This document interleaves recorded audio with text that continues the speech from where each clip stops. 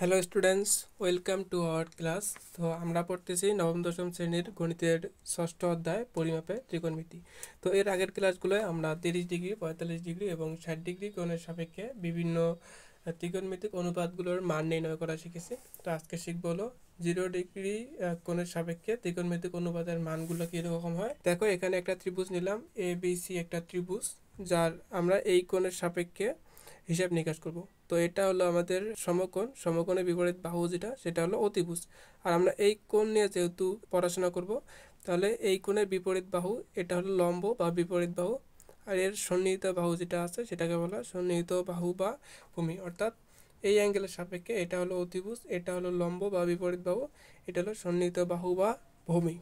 তো এখন চলো আমরা তাহলে এই বিভিন্ন ত্রিকোণমিতিক অনুপাতগুলোর মান নির্ণয় করার চেষ্টা করি। তো আমরা জানি যে সাইন থিটা হলো বিপরীত বাহু ভাগ হলো অতিভুজ, বিপরীত বাহু বা লম্ব ভাগ অতিভুজ। তো বিপরীত বাহু হলো বিসি আর অতিভুজ হলো এসি। তাহলে আমরা লিখতে পারি হলো বিসি ভাগ হলো এসি। চলো এখন আসি সিএসসি থিটা বা কসেক থিটা। তো আমরা জানি সিএসসি থিটা বা কসেক থিটা আর সাইন থিটা হলো সম্পূর্ণ বিপরীত। তাহলে sine theta is equal to যদি বিসি বাই এসি হয়, তাহলে কসেক থিটা হবে এসি বাই বিসি। বিসি অর্থাৎ হলো অতিভুজ ভাগ বিপরীত বাহু বা লম্ব। এরপর আসি হলো কসেক থিটা। তো কসেক থিটা হলো যে ভূমি ভাগ হলো অতিভুজ। তাহলে ভূমি হলো এবি আর অতিভুজ হলো এসি, অর্থাৎ এবি ভাগ হলো এসি। আর সেক থিটা হলো কস থিটা এর বিপরীত, তাহলে সেক থিটা হবে এসি ভাগ এবি, অর্থাৎ হলো অতিভুজ ভাগ সন্নিহিত বাহু বা ভূমি। তারপর ছিল ট্যান থিটা। তো আমরা জানি ট্যান থিটা ইকুয়াল টু লম্ব ভাগ ভূমি অথবা বিপরীত বাহু ভাগ সন্নিহিত বাহু। তো এটা বিপরীত বাহু হলো এটা, সন্নিহিত বাহু হলো এবি। তাহলে BC by AB, BC by, তাহলে কট থিটা হলো ট্যান থিটা সম্পূর্ণ বিপরীত, তাহলে কট থিটা হবে এসি ভাগ বিসি, অর্থাৎ সন্নিহিত বাহু বা ভূমি ভাগ হলো বিপরীত বাহু ভাগ লম্ব। তো এখন আমাদের এই ত্রিকোণমিতিক অনুপাতগুলোর বাহু নির্ণয় করা শেষ। তো এখন আমরা দেখব যে আমরা 0 ডিগ্রি কোণের সাপেক্ষে এই ত্রিকোণমিতিক অনুপাতগুলোর মান কীরকম হয়। তো এটা হলো আমাদের 0 ডিগ্রি থিটা। তো আমাদের 0 ডিগ্রি বানাইতে হবে। তো এটাকে আমরা কী করব, আস্তে আস্তে জিরো বানাবো। এটাকে জিরো বানাবো কীভাবে, এই যে এই বাহুটা আস্তে আস্তে কি নিচের দিকে নিয়ে যাবো। তোমাদের বইয়ে সুন্দর করে চিত্রটা দেওয়া আছে, আমি দেখাচ্ছি। তো দেখো, এখানে এই বাহুটাকে আমাদের এই কোণটাকে আমাদের 0 ডিগ্রিতে নিয়ে যেতে হবে। যদি 0 ডিগ্রিতে নিয়ে যেতে চাই, তাহলে এই যে বাহুটা আছে এটা আস্তে আস্তে নিচের দিকে নিয়ে আসতে হবে। এটা একটু কিছুটা নিচে নেমে আসলো, তারপর এটা আরেকটু নিচে নেমে আসছে, এটা আরেকটু নিচে নেমে আসছে, এটা আরেকটু নিচে নেমে আসছে, এটা আবার কি অনেকটাই বেশি নিচে নেমে আসছে, অর্থাৎ একদম এবি বরাবর হয়ে গেছে। অর্থাৎ এবি আর এসি সমান সমান, এবি আর এসি একই সরল রেখা বরাবর হয়ে গেছে। তাহলে আমাদের এই যে এই ক্ষেত্রে এ কোণের মান হলো 0 ডিগ্রি। অর্থাৎ এখানে যেহেতু কোণের মানটা 0 হয়ে গেছে, তাহলে এই বিসি এর মান কি প্রত্যেকটাতে আস্তে আস্তে কমতে কমতে এখানে বিসি এর পরিমাণটা 0 হয়ে গেছে। যখন বিসি এর মান 0 হয়ে গেছে, তখন এবি আর এসি দুটাই সমান হয়ে গেছে। তাহলে আমরা লিখতে পারি যে যখন আমাদের এই এ কোণের মান 0 ডিগ্রি হয়ে গেছে, যখন এ কোণের মানটা 0 ডিগ্রি হয়ে গেছে, তখন এই বিসি এর পরিমাণ কি আস্তে আস্তে 0 হয়ে গেছে। অতএব বিসি ইজ ইকুয়াল টু 0। আবার এ বি সমান সমান এসি হয়ে গেছে, এ বি সমান সমান হলো এসি। তাহলে এখন আমরা বিভিন্ন অ্যাঙ্গেলগুলোর মান বের করব। তাহলে সাইন 0 ডিগ্রি যদি আমরা বসাই, থিটার মান যদি 0 বসাই, তখন আমাদের কি বিসি বাই এসি। তো বিসি এর মান কত 0, তাহলে 0 ভাগ হলো এসি।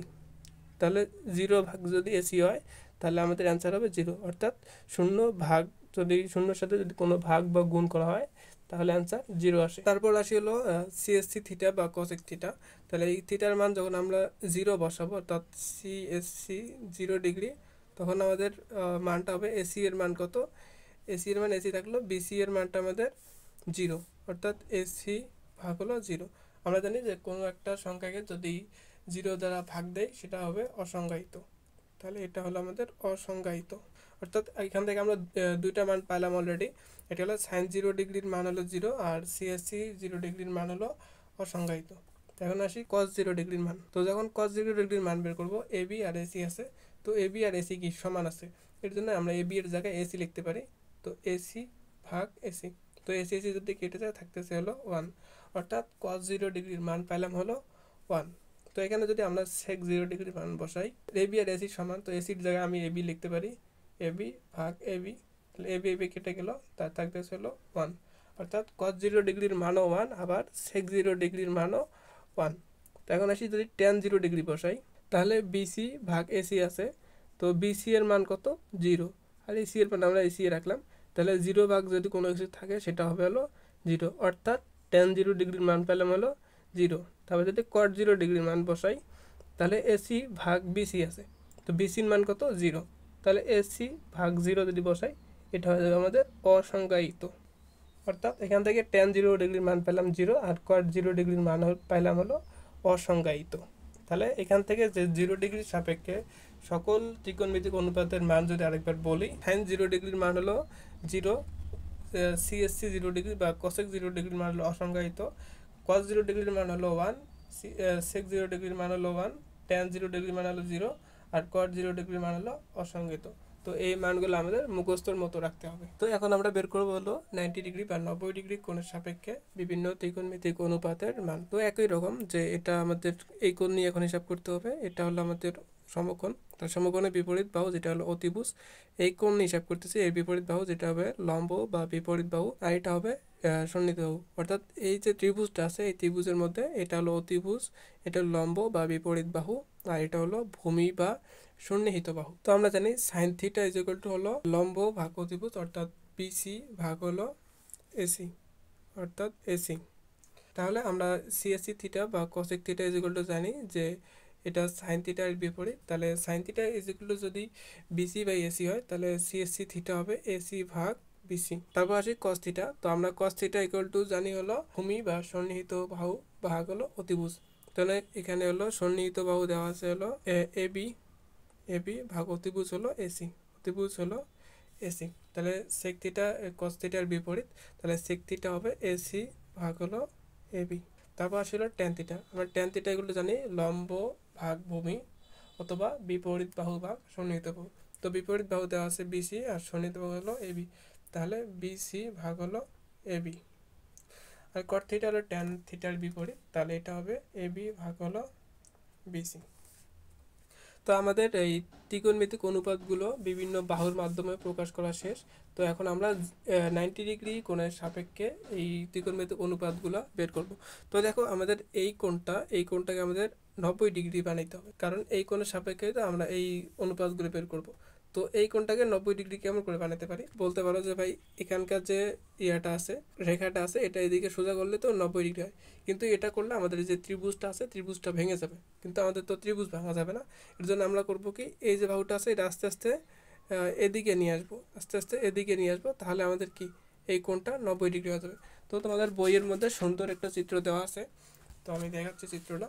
তো দেখো এখানে যে প্রথমে এই যে এই বাহুটাকে আমরা আস্তে আস্তে কি এদিকে চাপা নিয়ে আসতেছি, এটুকু নিয়ে আসলাম, তারপর আরেকটু পর এদিকে নিয়ে আসলাম, আবার আরেকটু এদিকে নিয়ে আসলাম, আবার কি এই সোজা বরাবর নিয়ে আসলাম।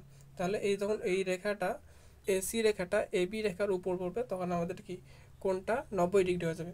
তো যখন আমাদের এসি আর এবি একই রেখা বরাবর পড়বে, তখন আমাদের এবি এর মানটা 0 হয়ে যাবে। তো দেখো তোমাদের বইয়ে চিত্র দেওয়া আছে, এই চিত্র থেকে আমরা এই যে এই কোণটা আছে, এই কোণটাকে কীভাবে 90 ডিগ্রি বানাবো সেই প্রসেসটা দেওয়া আছে।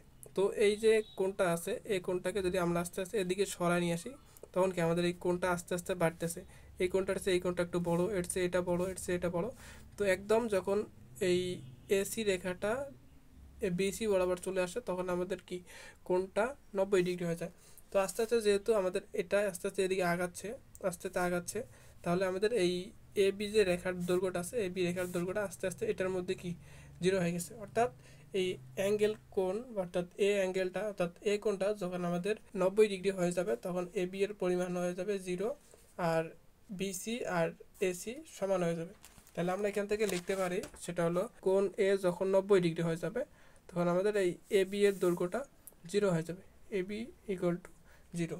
আর হলো এসি আর বিসিটা সমান হয়ে যাবে, এসি সমান সমান হলো বিসি, এসি সমান সমান হলো বিসি। তো এখন যদি আমি সাইন থিটার জায়গায় সাইন 90 ডিগ্রি বসাই, তখন আমাদের বিসি ভাগ এসি আছে, তো বিসি আর এসি দুটোই সমান, তাহলে বিসি এর জায়গায় আমি লিখতে পারি হলো এসি আর নিচে এসি এসে এসি রাখলাম, তাহলে এসি এসি কেটে গেলো, থাকতেছে হলো অর্থাৎ সাইন 90 ডিগ্রির মান পেলাম হলো 1, সাইন 90 ডিগ্রির মান পেলাম হলো 1, এসি এসি কেটে যায়, থাকতেছে হলো 1।